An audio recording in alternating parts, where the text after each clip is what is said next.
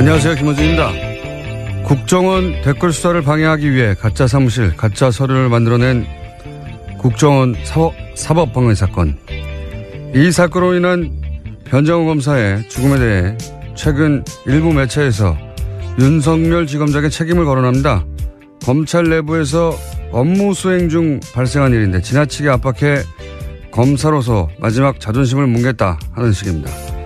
장례식장의 조문관 문무일 검찰총장에게 한 검사가 너희들이 죽였다고 고함을 질렀다며 검찰 내부 불만을 보도하기도 합니다.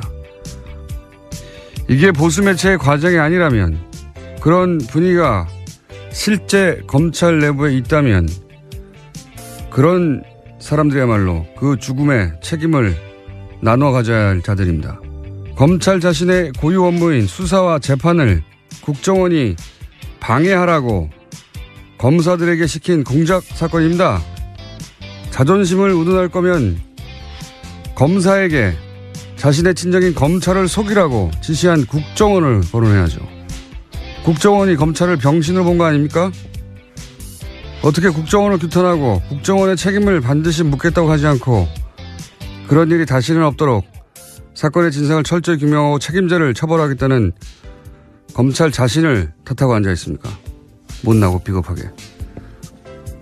검찰은 자존심도 없습니까? 김어준 생각이었습니다.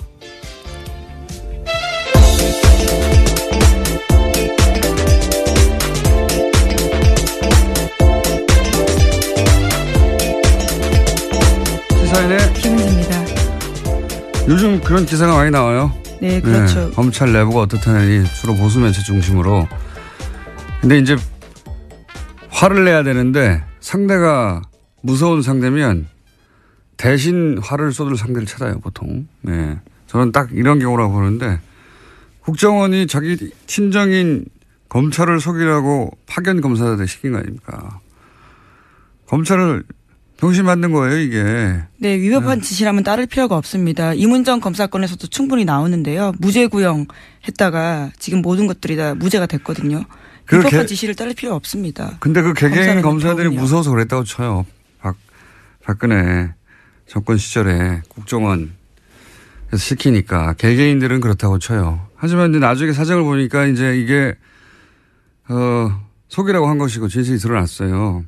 그러면 검찰이 화를 낼 대상은 박근혜 정권 그리고 그때 국정원을 향해 하는 건데, 그리고 자존심은 국정원이 그런 일을 검찰에게 더군다나 그걸 파견 검사에게 시켰다. 이럴 때 구겨져야 되는 거죠, 자존심이라는 게. 예. 근데 국정원이 이제 굉장히 막강한 상대고 또 두렵고, 그러니까 그냥 친정 식구들 뒤에서 욕하는 거 아니에요. 이게 자존심이 상하는 거지. 자기들끼리 검찰 순내고 욕하고 막 그런 검사들이야말로 제가 보기엔 국정원이 검찰을 무시해도 되는구나 하는 시그널을 주는 건 검사예요. 왜냐하면 국정원은 검찰 보고 이런 일을 시켰는데 나중에도 자기들끼리 욕해. 앞으로도 그래도 되겠네? 이런 신호를 주는 거죠. 예. 진짜 자존심 상황은 그런 거죠. 그래서 검사들 분위기가 심상치 않다. 그런 기사는 검사들을 두 번 병신으로 만드는 겁니다, 이게. 그런 기사를 보는 우리 시민들은, 뭐야, 이 바보들은. 예. 자존심도 없이. 그렇게 생각하게 만드는 거예요. 예. 바보 같은 일이라고 봅니다, 저는 정말. 어디다가 화를 내고 그래요? 자기들이 당해놓고, 자기들끼리 욕하고. 바보. 첫 뉴스는 뭡니까? 네, 도널드 트럼프 미국 대통령이 어제 방한 일정 마치고 중국으로 떠났습니다. 그러면서 어제 국회에서 연설을 했는데요. 주로 북한 인권 문제를 거론하면서 북한 체제를 비판했습니다. 32분 연설 중에서 24분을 여기다가 썼는데 중국과 러시아의 대북 압박 동참도 촉구했습니다. 하지만 당초 예상됐던 한미 자유 FTA 개정 필요성 등 통상 관련된 압박성 발언은 거의 나오지 않았습니다. 이건 사전에 맞춘 걸로 보여요. 그러니까 북한에 대해서 이제 뭔가 강한 군사적인 발언을 할까봐, 예. 우리로서는 계속 걱정을 했지 않습니까? 근데 이제. 오기 전까지 굉장히 강하게 트위터에다가 메시지를 썼기 때문에요. 걱정할 수밖에 없는 상황이었습니다. 우리 외교 라인에서 결사적으로 그걸 막고 싶었을 거고, 미국 쪽에서는 어쨌든 한반도 긴장의 현장에 가는 건데 몇 개월 동안 발언했던 그 현장에 가는 건데 뭔가 반드시 또 발언을 하긴 해야 되고 그래서 그걸 이제 인권으로 포커스를 맞추자고 조율을 한 게 아닌가. 예. 저는 이거는 우리 외교라인을 칭찬해야 한다고 봅니다. 인권을 자기가 뭐 그렇게 관심 있다고 20몇 분 동안 북한 인권에 대해서 발언했겠어요. 예. 뭔가 이제 강한 발언을 하긴 해야 되는데 그게 군사적인 것은 안 된다. 우리 쪽에서 막았고 뭐 하긴 해야 되는 거 아니냐 그랬더니 이제 인권적으로 간 게 아닌가 싶어요. 영문 연설문 읽어봤어요? 아니요. 한국말이 있는데 왜 굳이. 아니, 근데 어감이 다르니까. 네. 대통령 연설 정도 되면은 문장이나 뭐 이런 메시지나 수준도 상당히 높고 뭐 예. 명문도 나오기도 하는데 트럼프 연설문 좀 유치합니다. 내용도 그렇고. 예를 들은 것도 수준이 낮아요. 예를 들면 뭐 한국 건축 기술 뭐 네, 그렇죠. 우러나면서 63 빌딩. 우리가 미국 가서 엠파이어 스테이트 빌딩을 보라.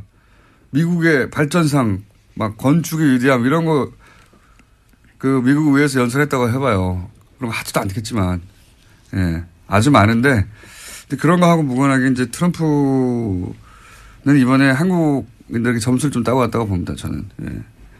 아베를 무시했던 행동과는 다르게 예, 여기서는 뭐 하여튼 최대한 맞춰주고. 네, 예. 또 특히 군 위안부 할머니를 안아주는 영상이 굉장히 화제가 됐었는데요. 전반적으로 예. 한국 상황에 맞추고 돌발 상황 하지 않으려고 그래서 불안했던 시민들의 호감을 전 남겼다. 예. 장사했다 자기도.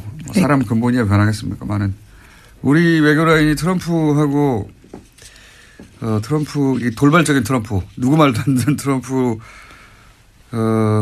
대해서 사전에 여러 가지 프로토콜을 잘 조율했다. 이거 외교라인을 칭찬할 일이라고 봅니다. 저는 돌발 상황이 전혀 없었기 때문에. 반면에 일본은 이제 트럼프 가고 났더니 비판하는 기사가 이제 나오기 시작했어요. 예. 돈만 퍼주고 얻은 게 뭐냐. 특히 그 딸 이방카한테 거의 5천억 정도 되지 않습니까? 예. 네, 아예 그쪽에 투자를 하겠다라고 밝혔었죠. 골프장 이야기도 많이 나와요. 네, 어제 대놓고 자기 골프장 이야기를 했었습니다. 우리나라에서는 네.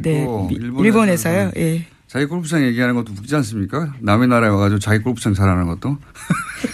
자기 골프장에서 한국 선수들이 1위를 했다라는 이야기였는데요. 포인트는 한국 선수 1위보다는 자신의 골프장이었던 것 같습니다. 그러니까요. 예. 참 희한한 사람이에요. 예.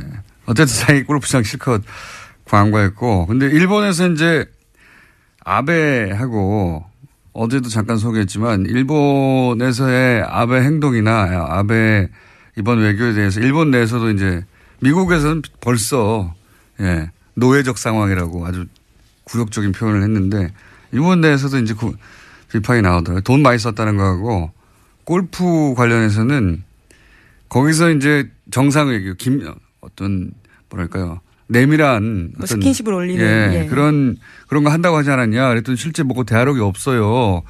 근데 그 이유를 보도한 매체가 하나 있어요. 그 골프 실력이 떨어져가지고 주로 벙커에 빠져가지고 넘어지는 영상이 또 화제가 됐습니다. 넘어진 것도 넘어진 거지만 원래 코스를 골프는 그 이동을 하는 동안 같이 다니잖아요. 그 사이에 옆에 사람이 없으니까 그때 대화하고 뭐 이런다는 건데 뻥 뚫린 곳에서 도청의 위험도 없는 곳에서.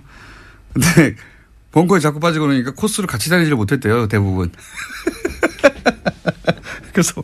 그래서 혼자 벙커에 자빠지고 급하게 가야 되니까 그런 영상이 나온 것이고 코스 대부분은 트럼프는 이제 마츠야마 그걸 모르시구나. 마츠야마 히데키인가요? 하여튼 골프 선수 있어요. 세계 랭킹사에. 대부분은 그 선수하고 다녔다. 이런 보도도 나오고 있습니다.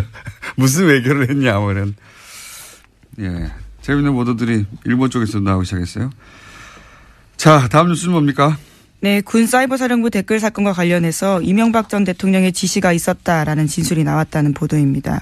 그제 검찰에 소환됐던 김관진 전 국방부 장관의 진술이라는 건데요. 특히 김 전 장관은 19대 대선을 앞두고 이뤄진 사이버사 요원 증편을 이명박 전 대통령이 시켰다라고 인정했습니다.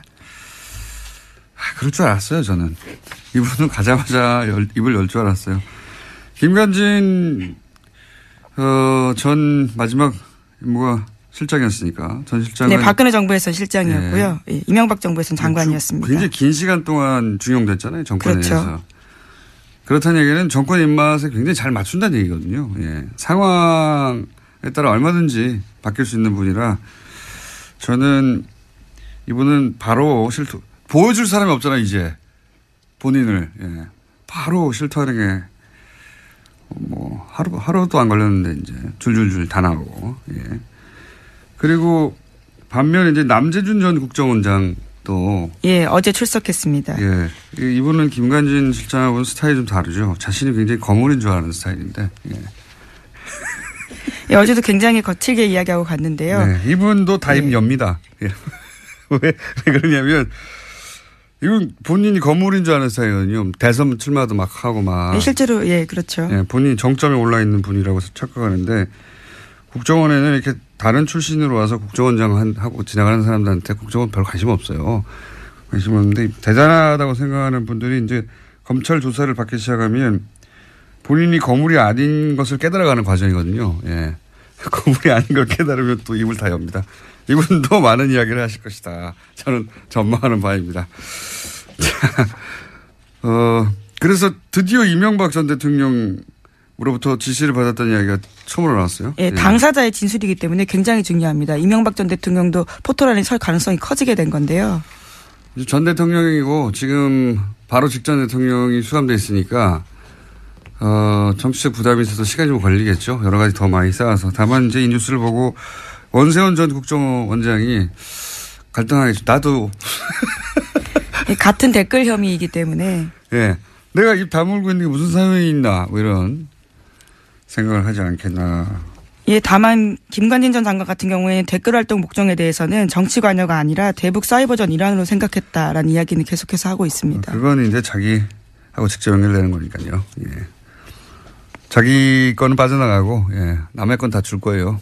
네, 그렇죠. 특히 그 70명을 뽑는 과정에서 호남 출신을 배제하라라는 이야기는 예. 대통령 지시였다라는 겁니다. 우리 편 뽑으라고 하면서 예. 특정 지역 출신들에 대해서 차별했다라는 이야기도 했습니다. 이런 건 빠져나가야 되거든요. 예. 선발할 때 자기 도장에 찍혀 있는데 아이 시켜서 그랬다고. 예. 많이 생각하고 나오신 거예요. 예. 입을 원하는 건 다, 주실 분이다. 이분은 검찰이 원하는 건 거의 주실 분이고. 예. 네, 현재 구속영장 청구하겠다라고 검찰이 밝혔는데요. 또 영장 실질이 있고 난 다음에 어떻게 또 진술이 더 자세히 될지도 봐야 될 것 같습니다. 자기를 지켜줄 사람이 없어요. 예. 남재준 전 국정원장도 스타일은 다르지만 다 주실 것이다.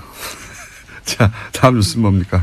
네, 검찰이 현재 박근혜 정부의 국정원 특수활동비 관련 수사를 진행하고 있는데요. 돈의 사용처를 추적 중입니다. 이와 관련해서 그중에 일부가 최순실 씨에게 건너갔을 가능성도 주목하고 있는데요. 관련된 보도를 어제 JTBC가 했습니다. 최순실 씨가 지난해 독일 도피 직전에 머물렀던 서울 강남의 아파트 전세금도 모두 현금으로 냈다라고 하는데요. 1억 5천만 원 보증금에 월세 750만 원이었습니다. 그런데 이때도요, 현금 다발을 냈는데 당시에 최순실 씨 계좌에서 돈이 빠져나간 흔적은 없다라고 합니다. 뭐, 그 돈 일부가 최순실 씨에게 갔거나 혹은 그 돈의 관리 자체를 최순실 씨가 했거나 하는 추정이야 뭐, 대한민국에 사는 사람들은 다 하는 거 아닙니까? 네, 다 하는데 그 중에서 이제 이게 그거겠죠. 9월 달 2억을 갑자기 가져오라고 한 정황이. 네, 2배로 늘렸었습니다. 네, 대체 뭐냐. 아마 이런, 아파트 전세금을 갑자기 내고 가려고 하는. 근데 이제 이 거래를 드러나지 않게 하려고 현금으로 한 게 아닐까. 이런 추정을 하게 되는 정황인 거죠. 예. 본인은 뭐 부인할 테니까 이걸 어떻게 입증할지는 뭐 검찰의 몫입니다만, 예. 그런 정황이 하나 나왔다. 네, 그렇습니다. 그런 정도 뉴스입니다. 예. 자, 지금 5분이 남았네요. 한 2개. 네. 2개 정도 할 수 있을 것 같습니다. 2개 혹은 3개. 다음 뉴스는 뭡니까? 네, 박근혜 정부 국가정보원에서 46일간 단식한 세월호 유가족 김용호 씨의 동향을 수집하고 또 어버이연합의 세월호 규탄 집회를 했다라는 사실이 공식적으로 밝혀졌습니다. 어제 국정원 적폐청산 TF가 밝힌 내용인데요. 국정원의 세월호 여론조작 및 사찰 의혹 조사를 심사한 결과를 발표했습니다. 이건 뭐 계속 나왔던 뉴스인데 다시 한번 확인되는 거죠. 예. 아주 공식적으로 이제 인정이 된 건데요. 네. 국정원 스스로 그것을 밝힌 겁니다. 그러니까 이제 뭐 매체에다가 기고도 하고 기자회견도 시키고 뭐 시위도 시키고 온라인 활동도 시키고 그리고 그때 당시 크게 문제가 됐던 뭡니까 그 치킨 사들고 폭식투쟁, 속칭. 예. 예. 사람으로 할 짓이 아닌데 굶고 있는 유가족 앞에서 음식을 먹는 식으로 일부러 조롱을 한 행동들입니다. 일베의 유저들이. 근데 일베 뒤에 누가 있는 거 아니냐. 예, 그런 얘기도 그때 나왔었는데 국정원이 그런 활동들 배후에 있다. 라는 의심에 대해서 일부 정도 밝혀낸 거죠. 예. 네, 또 김영호 씨 같은 경우에 단식하다가 병원에 입원했었는데 병원장과 주치의 등을 상대로 김 씨 관련된 정보도 국정원이 확인했다라고 합니다. 그러니까 민간인 사찰 의혹까지도 확인된 거죠. 국정원은 뭐 안 하는 게 없어요. 예. 그리고 국정원이다 하고 가서 뭘 묻는데 대답하지 않는 사람도 거의 없습니다. 국정원이라고 하는데.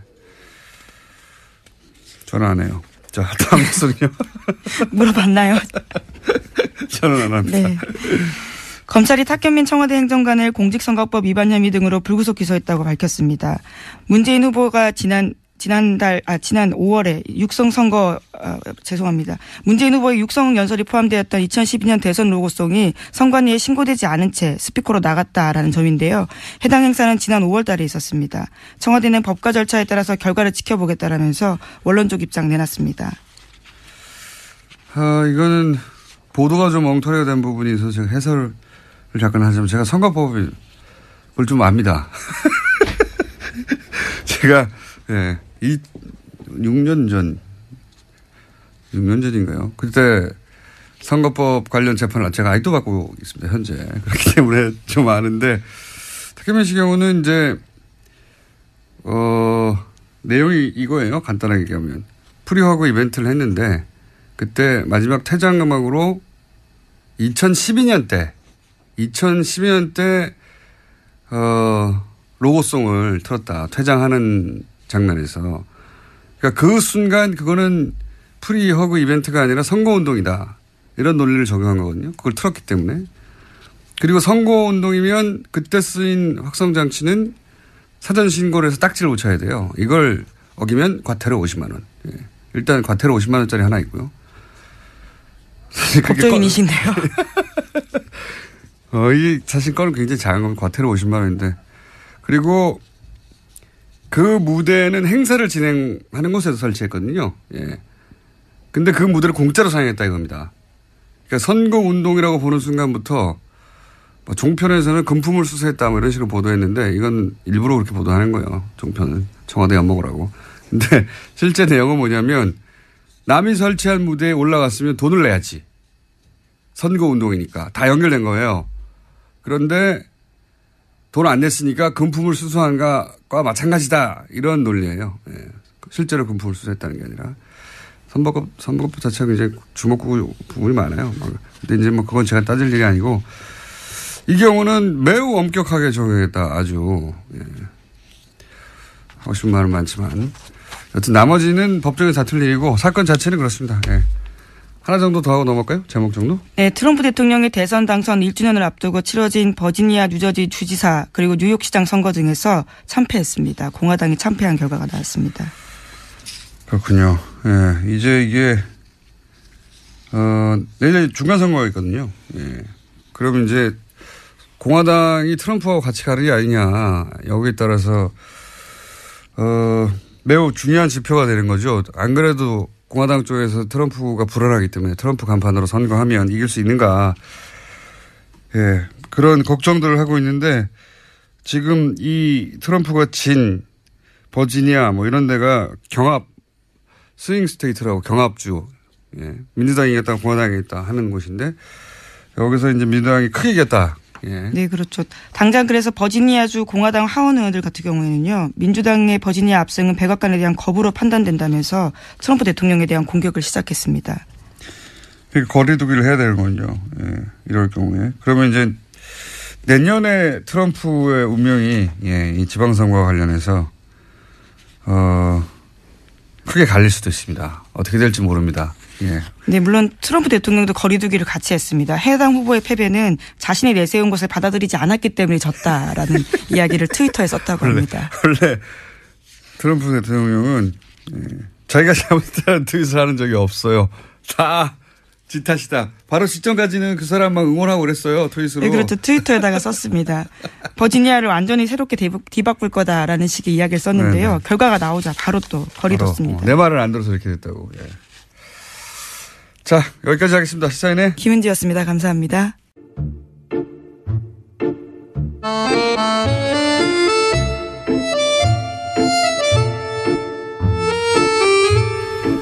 말도 많고 탈도 많은 코너. 네. 그러나 절대 없어지지 않는 코너. 더불어민주당 안민석 의원 나오셨습니다. 네, 오산 비행장이 오산에 있다고 생각하면 오산입니다. 오산 출신 내리사선 안민석 의원입니다. 자유한국당의 김성태 의원 나오셨습니다. 안녕하십니까? 예, 안녕하세요. 김성태 의원입니다.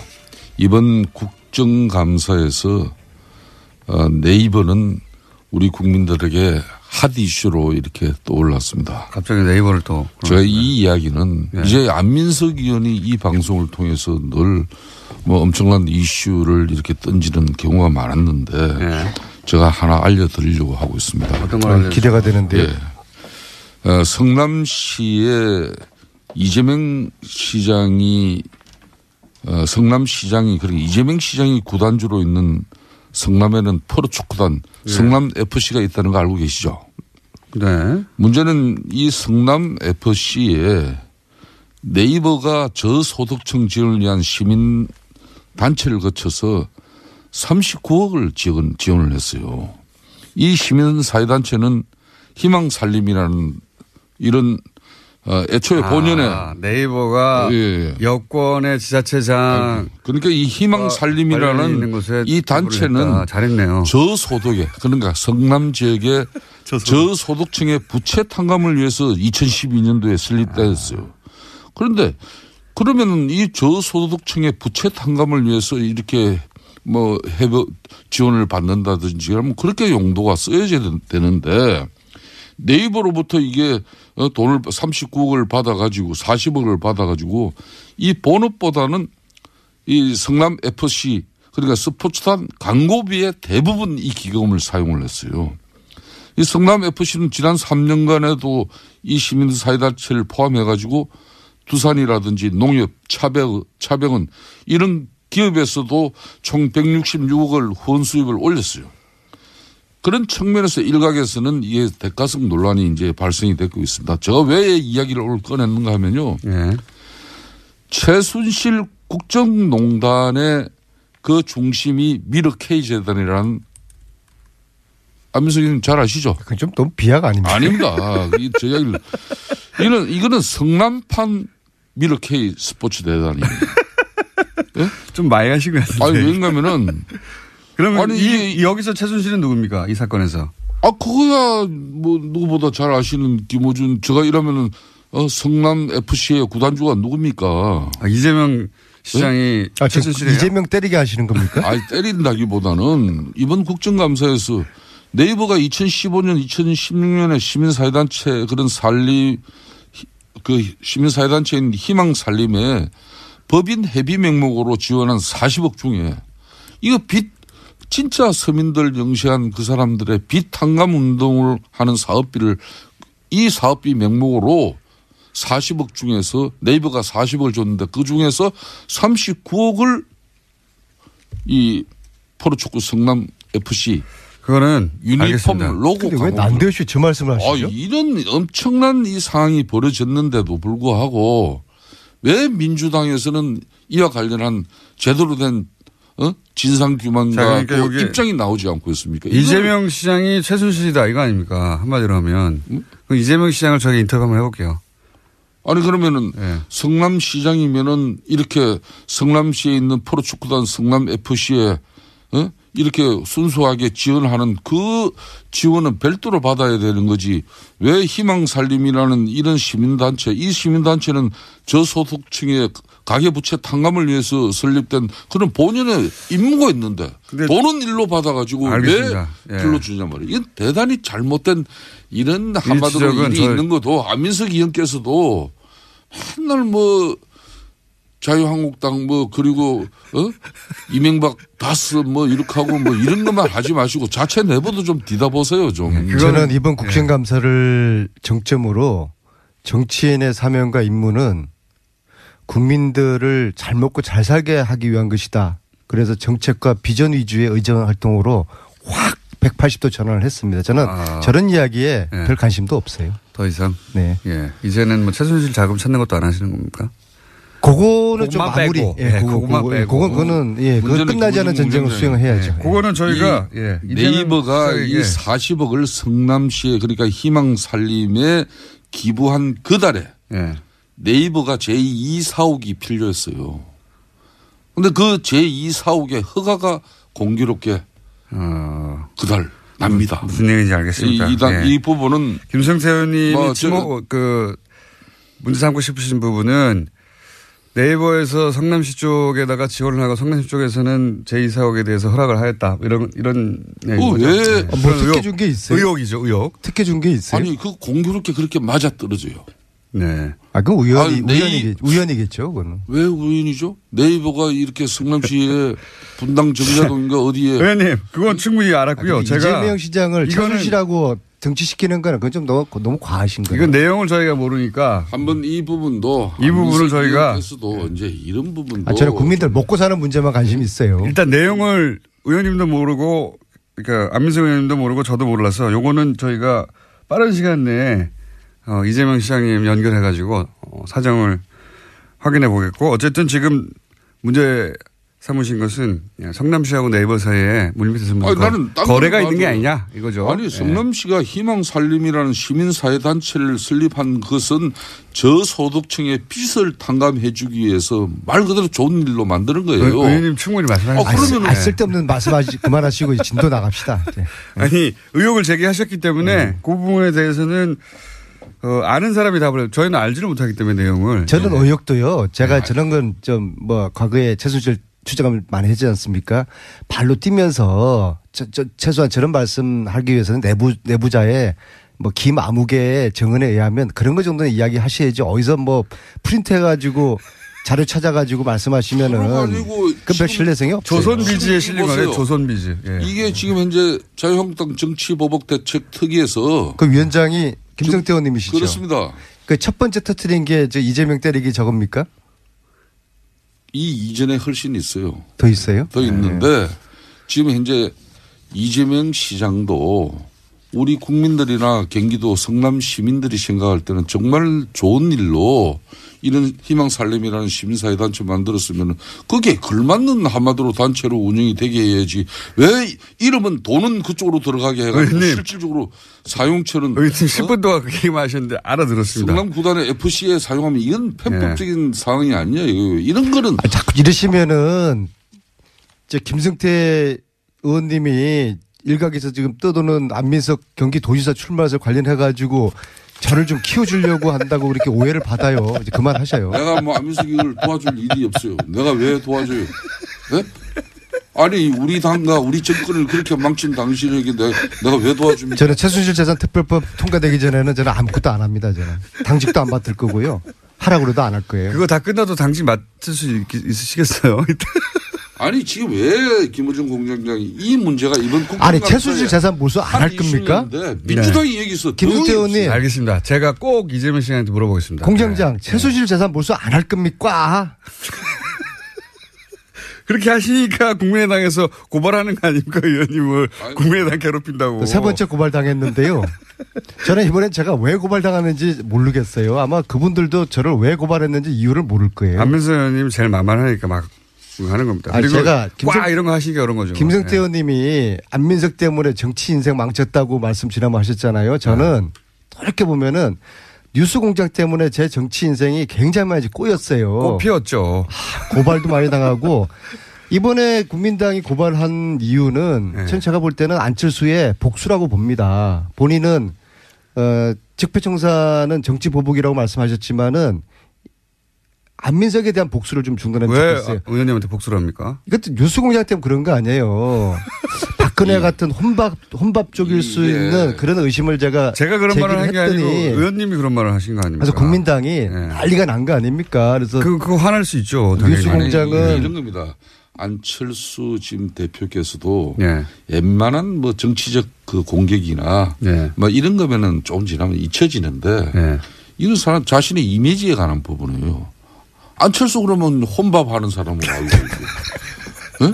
그 혼밥의 문제 제기를 그렇게 실질적으로 혼밥하는 사람으로 만들고 아주 인색한 사람으로 상임위에서 동료 의원들한테 밥도 한 그릇 안 사는 사람으로 안 사는 게 아니라 그거를 자꾸 밥을 안 샀다기보다는 안민석한테 안 샀다고 그렇게 소통을 잘 안 했다 마시고 이런 의미죠. 차 한 잔도 안 마시고 그렇게 모르는 밥 한 끼 사람이 같이 안 먹었다 그 말씀을 한 것이죠. 그런 그래서 안민석 박근혜와 의원한테 같은 혼밥족일 가능성을 대선 후보로 나온 안철수에 대한 그런 실체를 제가 제기를 한 건데 어쨌든 그러면 안철수 그 고발 대표가 당하실 그 만하고요, 제가 당시에 보기에는. 이래야 되는 거죠. 야 아니요 나하고 밥 한 끼 먹자.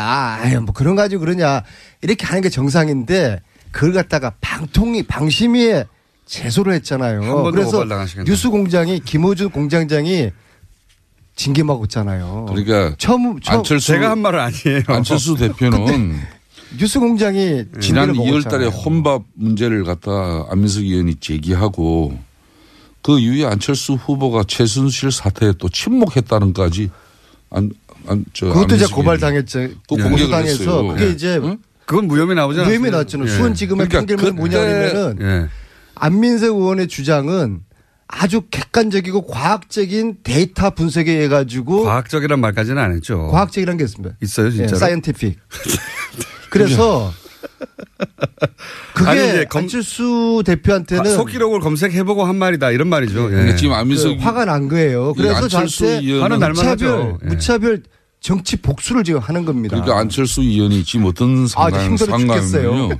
그 당시에 혼밥 뭐 그런 문제를 가지고 이렇게 살짝 던져놓은 돌 하나가 결과적으로 국민의당의 대선 플랜을 꼬이게 만드는 그런 파장을 일으켰어요. 그랬습니까? 결과는 또 지금 당내 분란에 항상 이게 소재로 또 등장합니다. 그러니까 어찌 보면은 더 큰 파장을 만드는 게 옛날 얘기 아닌지. 그만하시고 이제. 최순실도 그렇고 김관진, 남재준 안철수도 그렇고 내가 이 말씀합니다. 내가 누누이 말하지 않습니까? 안민석 의원 말에 휘둘리면은 정치 인생이 꼬이고 안민석 의원한테 놀아나면 패가 망친다. 저는 이제 국민 초병으로서 국민들에게 편한 얘기 좀 하세요, 국민 두 분 여러분 다. 이렇습니다라고 말씀하시는 거고요. 김관진 이번에도 공개한 요 이야기 왜 내가 왜 고발당한지 국민들한테 알지 되는 고발도 안 했어. 왜 본인이 뭔가 잘못했으니까 유승엽과 안철수가 고발도 한 저렇게 거지. 싸우는지를 말씀드려야 되는 거 아니겠어요? 제가 그랬어요. 그 제가 제출한 최순실 재산 몰수법 여기에 이게 최순실의 저주입니다. 이 몰수법에 국민당 의원들이 반 뺏겨 서명하지 않았다. 그래서 소극적이다라고 이야기를 하니까 작년 연말에 국민당은 당론 발의했는데 안민석 의원이 허위 사실을 방송에서 이야기했다. 그랬던 거 아닙니까? 의원님 그래서 제가 억울한 거 알겠고요. 사과를 예. 했어요. 그럼 법정에서 해결하시고요. 국민당이 발의만 해놓고 아무것도 안 해서 난 몰랐다. 아마 안민석 의원이- 공장장도 몰랐을 거예요. 그래서 내가 사과를 했어요. 페북에. 그런데 그 다음날 저를 검찰에 고발을 하더라고요. 자, 축하드리고요. 안민석 자. 예? 네이버가 그러니까 유성엽 의원이 야 이거 너무 옹졸하고 치사한 거 아니냐. 초딩같이 왜 이러냐. 좀 이야기합시다. 그래서 그랬더니 유성엽 안철수하고 지금 전쟁이 벌어지고 있는 겁니다. 말씀하세요. 안민석 의원님. 고발 당해보세요. 왜? 심정이 어떤지. 네이버. 왜 네이버가 성남시 분당구 정자동에 처음부터 사실 읽으시면 제2 어떡합니까, 그거? 사업을 이렇게 짓고자 했는데 그런 측면에서 왜 희망살림이라는 그런 알겠습니다. 시민단체를 통해서 알겠습니다. 네이버가 40억을 쏘아줄까요? 똑같은 걸 또 읽으시면 어떡합니까? 세 번째. 그런 진실도 좀 밝혀보세요. 알겠습니다. 제가 꼭. 그러니까 이재명 이야기는 이제 그만하시고. 이재명, 아니, 안철수 대표님 얘기는 이재명 그만하시고요. 이제. 시장하고 동업자입니까? 좋아하죠. 이제 그만들 훌륭하죠, 하시고요. 이재명 시장. 그럼 자신들이 이리 문제 있는 거는 말 안 하고. 제가 물어보고 제가 다음 주에 말씀드릴게요. 진도를 좀 나가주면 예, 두 분이 충분히 하셨어요. 자, 안철수 복수 긴장하십시오. 그만하시고 이제 김관진 전 국방장관 예, 일단 그부터 해야 되겠군요. 어쨌든 한미 정상회담이 있었지 않습니까? 한마디씩 총평 좀 해주시면요. 저는 이번에 트럼프 대통령 방안에 따라 가지고 특히 어제는 국회 연설이 있었습니다. 네. 그동안 뭐 트럼프 대통령이 입만 열면은 논란이 되지 않았습니까? 네. 그래서 이번 국회 연설을 앞두고도 상당히 염려를 하는 의원들이 많았어요.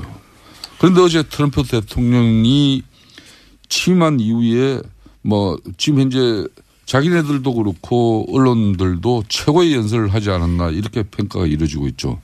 우선 메시지 자체가 그 어느 때보다도 정제되면서 힘이 있었습니다. 그러니까 막말이 전혀 여기는 섞이지 않았다는 것이죠.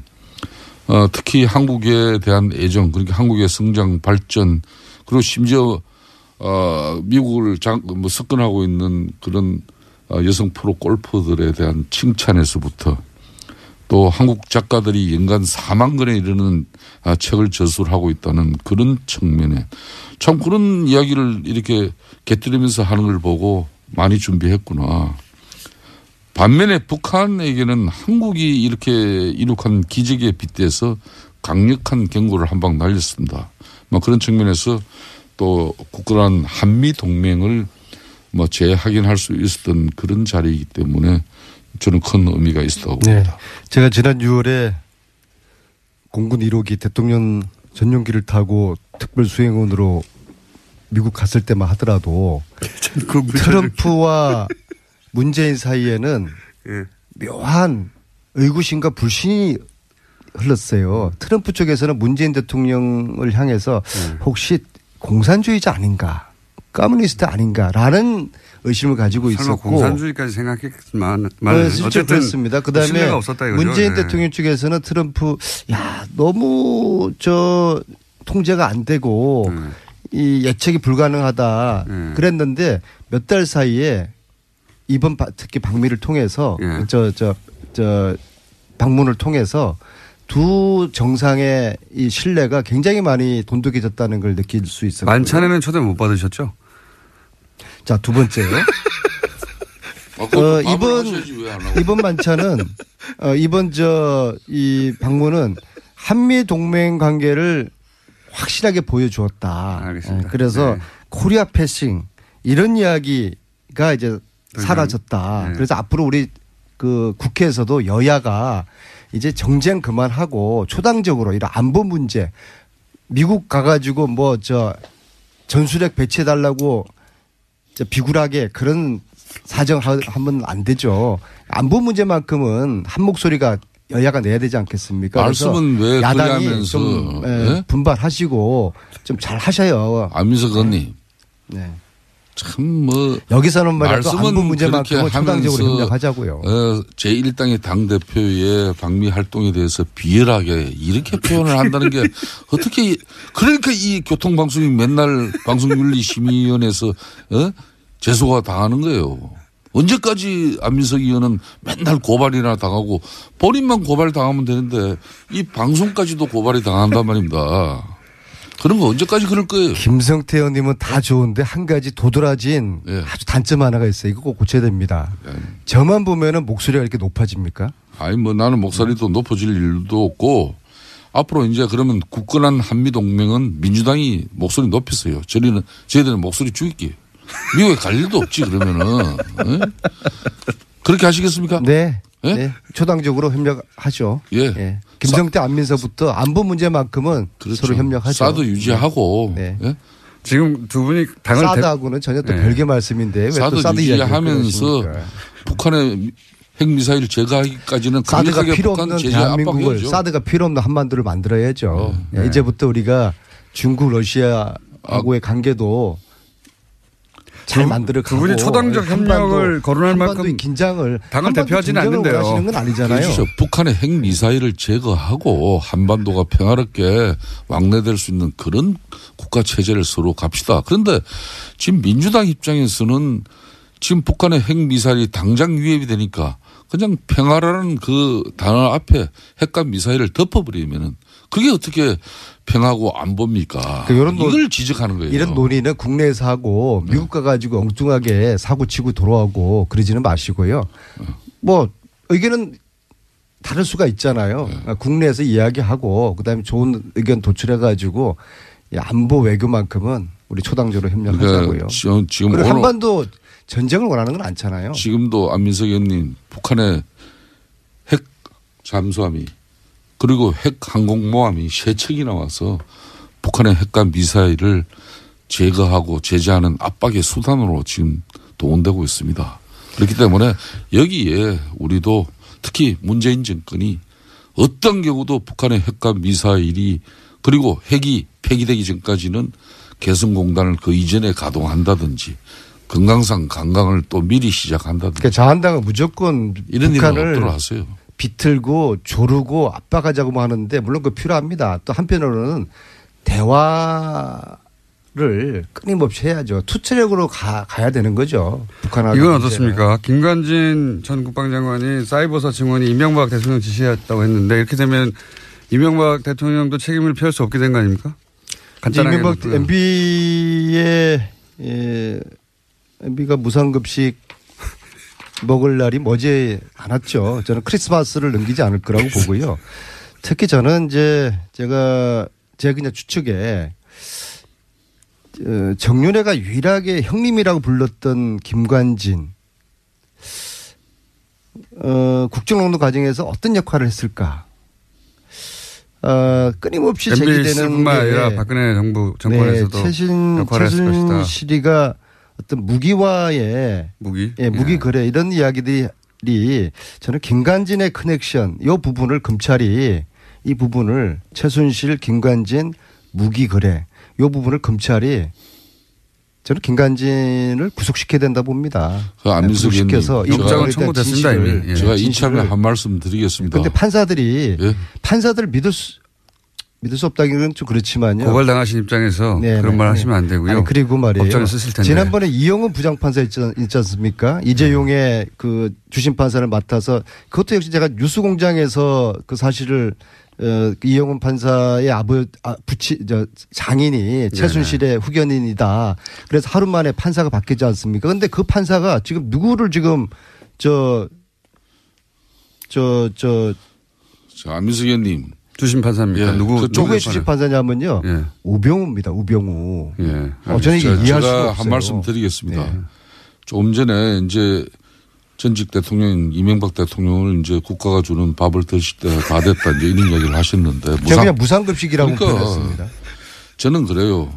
차라리 그러면은 이명박 전 대통령에 대해서 이 댓글과 관련해 가지고 정확하게 이 정권이 당신을 갖다 구속시키겠다. 만천하에 선언하세요. 제가 왜 그런가 하면은 어제도 정말 저희들이 볼 때는 억울하고 정말 가슴 아픈 그 죽음이 어제 발인이 이루어졌어요. 그러니까 변창훈 검사입니다. 또 지난 30일에는 정모 변호사로만 알려진 국정원의 변호사. 오직하면 우리 사회가 그분의 조남자도 이렇게 알 수 없는 그런 정모 변호사의 그 안타깝고 억울한 죽음. 제가 파악을 했어요. 그분의 성함이 망인의 성함이 정치호입니다. 정치호 변호사의 그 또 안타까운 죽음에 대해서. 그 죽음이 왜 이루어졌겠습니까? 아니 고인들의 죽음은 안타깝지만요. 국정원 댓글 수사로 인해서 국정원 원장을 구속시켰으면 국정원 원장이 그걸 책임지는 것이지 또 더 나아가서 MB에 대해서 그 최종 종착역이 목적은 무상급식을 무료로 드리는 그 이유라면은 그렇게 바로 가서 왜 주변에 이 참 힘없고 이 정말 시켜서 할 수밖에 없었던 그 상황의 공직자들을 죽음으로 내보는 국정농단에 한마디로 부역했던 살인정치, 보복정치 국정농단에 부역했던 검사나 변호사 관련자들은 자살할 게 아니라 자백을 해야 되는 것이죠. 이 변창훈 검사 사망 사건은 문재인 독재가 홍위병을 앞세운 대통령 정치와 이 친문 독재를 넘어서 살인 독재로까지 치닫고 있는 이런 엄청난 사건이에요. 그렇기 때문에 저는 지금 이 순간부터 6개월 동안 이 정치 보복, 예? 오로지 보복을 위한 정권으로 이렇게 국민들이 각인할 정도의 아니 국민들이 국정운영은 국민들의 7, 80%라고 원하는 적폐청산 했다고 해서 독재라고 이게 독재입니까? 아니 적폐청산이라는 국민들이 원하는 걸 하면 독재. 아 좋아요. 적폐청산이라는 이름만 그렇게 내걸고 그 내용은 사실상 보복이고 또 정치 사찰이고 그러면 안 되잖아요. 저도 MB의 구속을 원하시는 거예요? 저는 상태 안면서 구속을 원하면 차라리 MB로 가라 이거예요. 자, 다음 뉴스는 뭡니까? 네, 군 사이버사령부 댓글 사건과 관련해서 이명박 전 대통령의 지시가 있었다라는 진술이 나왔다는 보도입니다. 그제 검찰에 소환됐던 김관진 전 국방부 장관의 진술이라는 건데요. 특히 김 전 장관은 19대 대선을 앞두고 이뤄진 사이버사 요원 증편을 이명박 전 대통령이 시켰다라고 인정했습니다. 그럴 줄 알았어요, 저는. 이분은 가자마자 입을 열 줄 알았어요. 김관진 전 마지막 임무가 실장이었으니까 전 실장은 네, 박근혜 정부에서 실장이었고요. 네. 이명박 정부에서는 장관이었습니다. 굉장히 긴 시간 동안 중용됐잖아요, 정권에 그렇죠. 의해서. 그렇다는 얘기는 정권 입맛에 굉장히 잘 맞춘다는 얘기거든요. 예. 상황에 따라 얼마든지 바뀔 수 있는 분이라 저는 이분은 바로 보여줄 사람이 없잖아요, 이제. 본인을. 예. 바로 실토하는 게 뭐 하루도 안 걸렸는데 이제 줄줄줄 다 나오고. 예. 그리고 반면 이제 남재준 전 국정원장도 예, 어제 출석했습니다. 예. 이분은 김관진 실장하고는 스타일이 좀 다르죠. 자신이 굉장히 거물인 줄 아는 스타일인데. 예. 예, 어제도 굉장히 거칠게 이야기하고 갔는데요. 네, 이분도 다 입 엽니다. 예. 왜 그러냐면 이건 본인이 거물인 줄 아는 스타일이거든요. 대선 출마도 막 하고 막. 예, 실제로 예, 그렇죠. 예, 본인이 정점에 올라 있는 분이라고 착각하는데 국정원에는 이렇게 다른 출신으로 와서 국정원장 하고 지나가는 사람들한테 국정원 별 관심 없어요. 관심 없는데 대단하다고 생각하는 분들이 이제 검찰 조사를 받기 시작하면 본인이 거물이 아닌 것을 깨달아가는 과정이거든요. 예. 거물이 아닌 걸 깨달으면 또 입을 다 엽니다. 이분도 많은 이야기를 하실 것이다. 저는 전망하는 바입니다. 자, 그래서 드디어 이명박 전 대통령으로부터 지시를 받았다는 이야기가 처음으로 나왔어요. 예, 당사자의 진술이기 때문에 굉장히 중요합니다. 이명박 전 대통령도 포토라인에 설 가능성이 커지게 된 건데요. 전 대통령이고 지금 바로 직전 대통령이 수감돼 있으니까 정치적 부담이 있어서 시간이 좀 걸리겠죠. 여러 가지 더 많이 쌓아서. 다만 이제 이 뉴스를 보고 원세훈 전 국정원장이 갈등하겠죠. 나도. 같은 댓글 혐의이기 때문에. 예. 내가 입 다물고 있는 게 무슨 사연이 있나. 뭐 이런 생각을 하지 않겠나. 예, 다만 김관진 전 장관 같은 경우에는 댓글 활동 목적에 대해서는 정치 관여가 아니라 대북 사이버전 일환으로 생각했다라는 이야기는 계속해서 하고 있습니다. 그건 이제 자기하고 직접 연결되는 거니까요. 예. 자기 거는 빠져나가고, 예. 남의 건 다 줄 거예요. 네, 그렇죠. 특히 그 70명을 뽑는 과정에서 호남 출신을 배제하라라는 이야기는 예. 대통령 지시였다라는 겁니다. 우리 편 뽑으라고 하면서 예. 특정 지역 출신들에 대해서 차별했다라는 이야기도 했습니다. 이런 건 빠져나가야 되거든요. 예. 선발할 때 자기 도장에 찍혀 있는데 시켜서 그랬다고. 예. 많이 생각하고 나오신 거예요. 예. 입을 원하는 거 해봐요. 그럼 하지도 않겠지만, 예. 아주 많은데, 근데 그런 거 하고 무관하게 이제 트럼프는 이번에 한국인들에게 점수를 좀 따고 봅니다, 저는. 예. 아베를 무시했던 행동과는 다르게, 예. 여기서는 뭐 하여튼 최대한 맞춰주고. 네, 예. 또 특히 군 위안부 할머니를 안아주는 영상이 굉장히 화제가 됐었는데요. 전반적으로 예. 한국 상황에 맞추고 돌발 상황 하지 않으려고. 그래서 불안했던 시민들의 호감을, 전 남겼다. 예. 장사했다 자기도. 사람 근본이야 변하겠습니까만은. 우리 외교라인이 트럼프하고 트럼프 이 돌발적인 트럼프 누구 말도 안 되는 트럼프에 대해서 사전에 여러 가지 프로토콜을 잘 조율했다. 이거 외교라인을 칭찬할 일이라고 봅니다. 저는. 돌발 상황이 전혀 없었기 때문에. 반면에 일본은 이제 트럼프 가고 났더니 비판하는 기사가 이제 나오기 시작했어요. 예. 돈만 퍼주고 얻은 게 뭐냐. 특히 그 딸 이방카한테 거의 5천억 정도 되지 않습니까? 네. 네, 아예 그쪽에 투자를 하겠다라고 밝혔었죠. 골프장 이야기도 많이 나와요. 네, 어제 대놓고 자기 골프장 이야기를 했었습니다. 우리나라에서는 네.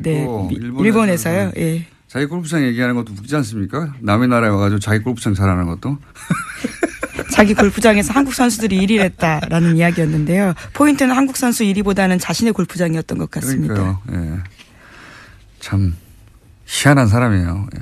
어쨌든 자기 골프장 실컷 광고했고. 근데 일본에서 이제 아베하고 어제도 잠깐 소개했지만 일본에서의 아베 행동이나 아베 이번 외교에 대해서 일본 내에서도 이제 미국에서는 벌써 예, 노예적 상황이라고 아주 굴욕적인 표현을 했는데 일본 내에서도 이제 비판이 나오더라고요. 돈 많이 썼다는 거하고 골프 관련해서는 거기서 이제 정상 외교 어떤 뭐랄까요. 내밀한 어떤 스킨십을 올리는 예. 그런 거 한다고 하지 않았냐. 그랬더니 실제 뭐고 대화록이 없어요. 근데 그 이유를 보도한 매체가 하나 있어요.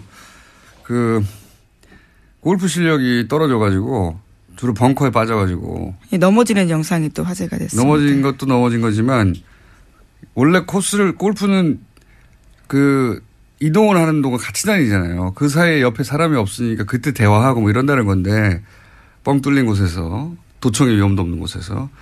근데 벙커에 자꾸 빠지고 그러니까 코스를 같이 다니지를 못했대요. 대부분. 그래서 혼자 벙커에 자빠지고 급하게 가야 되니까 그런 영상이 나온 것이고 코스 대부분은 트럼프는 이제 마츠야마 그걸 모르시구나. 마츠야마 히데키인가요? 하여튼 골프 선수 있어요. 세계 랭킹사에. 대부분은 그 선수하고 다녔다. 이런 보도도 나오고 있습니다. 무슨 외교를 했냐 뭐 이런. 예, 재밌는 보도들이 일본 쪽에서도 나오기 시작했어요. 안녕하세요. 김원준입니다. 국정원 댓글 수사를 방해하기 위해 가짜 사무실, 가짜 서류를 만들어낸 국정원 사법방해 사건. 이 사건으로 인한 변정호 검사의 죽음에 대해 최근 일부 매체에서 윤석열 지검장의 책임을 거론합니다. 검찰 내부에서 업무 수행 중 발생한 일인데 지나치게 압박해 검사로서 마지막 자존심을 뭉갰다 하는 식입니다. 장례식장의 조문관 문무일 검찰총장에게 한 검사가 너희들이 죽였다고 고함을 질렀다며 검찰 내부 불만을 보도하기도 합니다. 이게 보수 매체의 과정이 아니라면 그런 분위기가 실제 검찰 내부에 있다면 그런 사람들이야말로 그 죽음의 책임을 나눠 가져야 할 자들입니다. 검찰 자신의 고유 업무인 수사와 재판을 국정원이 방해하라고 검사들에게 시킨 공작 사건입니다. 자존심을 운운할 거면 검사에게 자신의 친정인 검찰을 속이라고 지시한 국정원을 거론해야죠. 국정원이 검찰을 병신으로 본 거 아닙니까? 어떻게 국정원을 규탄하고 국정원의 책임을 반드시 묻겠다고 하지 않고 그런 일이 다시는 없도록 사건의 진상을 철저히 규명하고 책임자를 처벌하겠다는 검찰 자신을 탓하고 앉아 있습니까? 못나고 비겁하게. 검찰은 자존심도 없습니까? 김원준 생각이었습니다.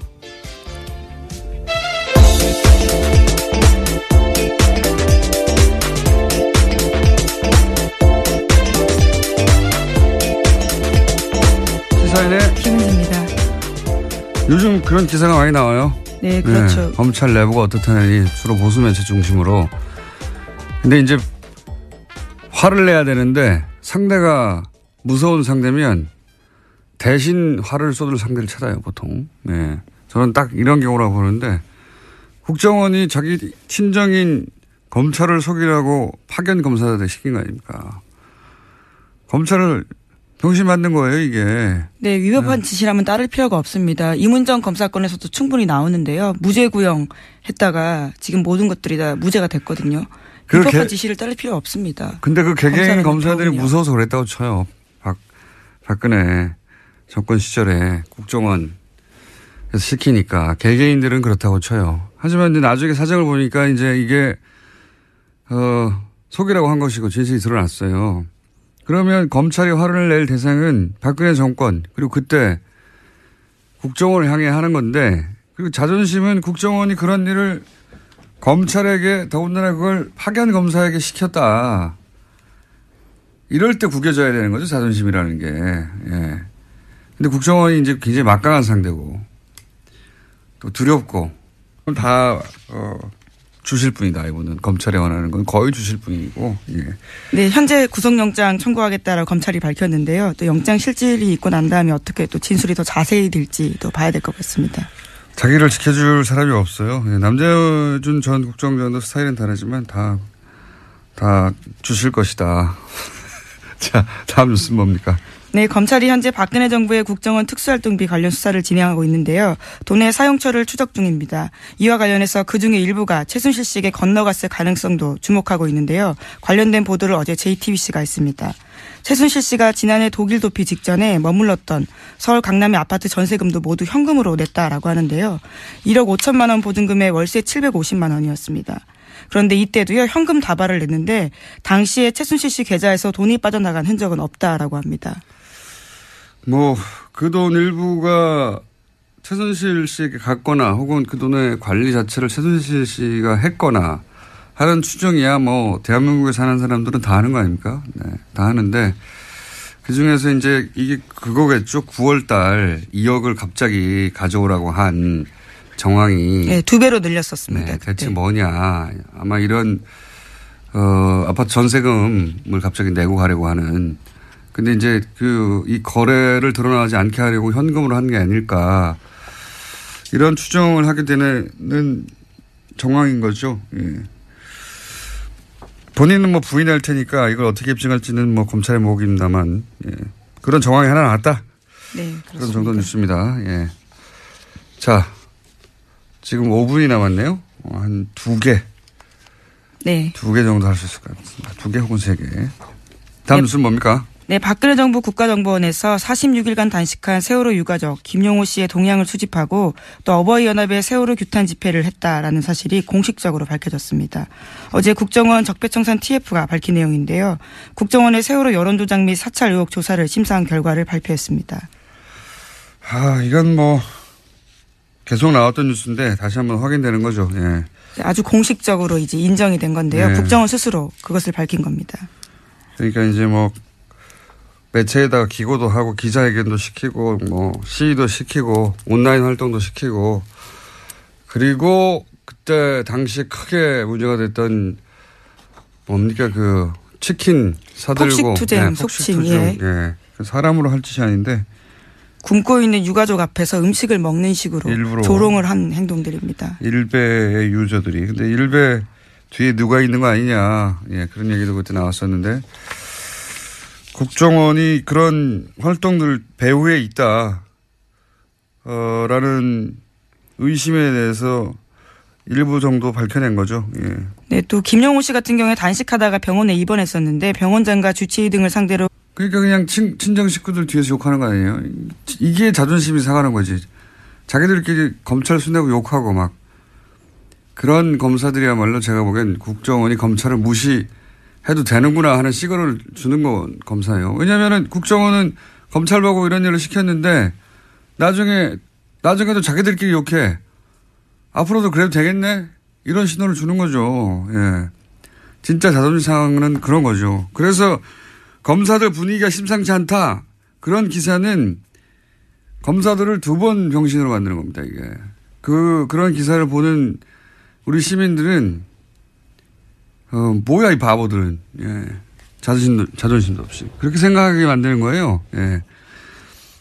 바보 같은 일이라고 봅니다, 저는 정말. 어디다가 화를 내고 그래요? 자기들이 당해놓고, 자기들끼리 욕하고. 바보. 첫 뉴스는 뭡니까? 네, 도널드 트럼프 미국 대통령이 어제 방한 일정 마치고 중국으로 떠났습니다. 그러면서 어제 국회에서 연설을 했는데요. 주로 북한 인권 문제를 거론하면서 북한 체제를 비판했습니다. 32분 연설 중에서 24분을 여기다가 썼는데 중국과 러시아의 대북 압박 동참도 촉구했습니다. 하지만 당초 예상됐던 한미 자유 FTA 개정 필요성 등 통상 관련된 압박성 발언은 거의 나오지 않았습니다. 이건 사전에 맞춘 걸로 보여요. 그러니까 북한에 대해서 이제 뭔가 강한 군사적인 발언을 할까봐, 예. 우리로서는 계속 걱정을 했지 않습니까? 근데 이제 오기 전까지 굉장히 강하게 트위터에다가 메시지를 썼기 때문에요. 걱정할 수밖에 없는 상황이었습니다. 우리 외교 라인에서 결사적으로 그걸 막고 싶었을 거고 미국 쪽에서는 어쨌든 한반도 긴장의 현장에 가는 건데 몇 개월 동안 발언했던 그 현장에 가는 건데 뭔가 반드시 또 발언하긴 해야 되고 그래서 그걸 이제 인권으로 포커스를 맞추자고 조율을 한 게 아닌가. 예. 저는 이거는 우리 외교 라인을 칭찬해야 한다고 봅니다. 인권을 자기가 뭐 그렇게 관심 있다고 20몇 분 동안 북한 인권에 대해서 발언했겠어요. 예. 뭔가 이제 강한 발언을 하긴 해야 되는데 그게 군사적인 것은 안 된다. 우리 쪽에서 막았고 뭐 하긴 해야 되는 거 아니냐 그랬더니 이제 인권적으로 간 게 아닌가 싶어요. 영문 연설문 읽어봤어요? 아니요. 한국말이 있는데 왜 굳이. 아니, 근데 어감이 다르니까. 네. 예. 대통령 연설 정도 되면은 문장이나 뭐 이런 메시지나 수준도 상당히 높고 뭐 예. 명문도 나오기도 하는데 트럼프 연설문 좀 유치합니다. 내용도 그렇고. 예를 들은 것도 수준이 낮아요. 예를 들면 뭐 한국 건축 기술 뭐 네, 그렇죠. 우러나면서 63 빌딩. 우리가 미국 가서 엠파이어 스테이트 빌딩을 보라. 미국의 발전상 막 건축의 위대함 이런 거 그 미국 의회에서 연설했다.